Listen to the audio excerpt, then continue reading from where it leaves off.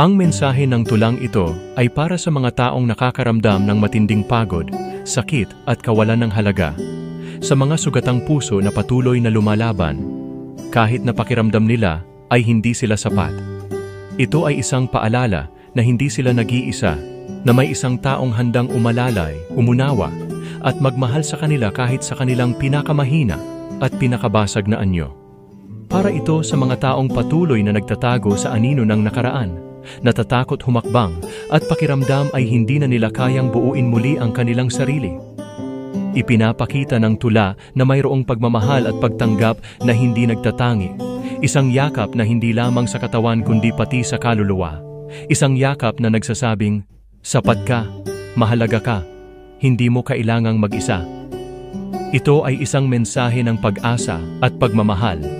Isang imbitasyon sa mga sugatang puso na huwag matakot magpatuloy. Dahil sa kabila ng sakit at pagod, may mga taong handang manatili at magmahal sa kanila nang walang kondisyon.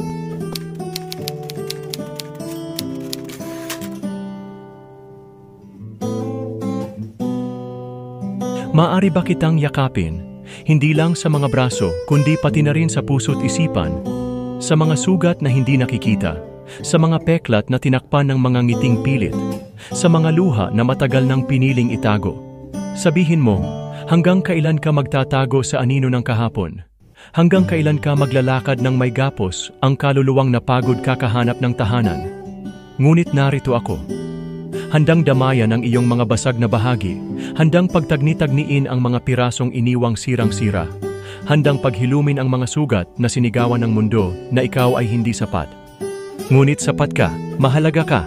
Ang bawat hakbang mong pagod at mabagal ay isang himala sa aking paningin. Ang bawat piraso mong pilit na pinupulot ay bahagi ng kwentong gusto kong tulungan kang buuin. Kaya maaari ba? Maaari bang hawakan ko ang iyong mga kamay at ipakitang hindi mo kailangang maglakad ng mag-isa? Maaari bang yakapin ko ang iyong kaluluwa at iparamdam na hindi ito kailanman wasak sa aking mga mata? Hindi mo kailangang magtago, hindi mo kailangang mahiya.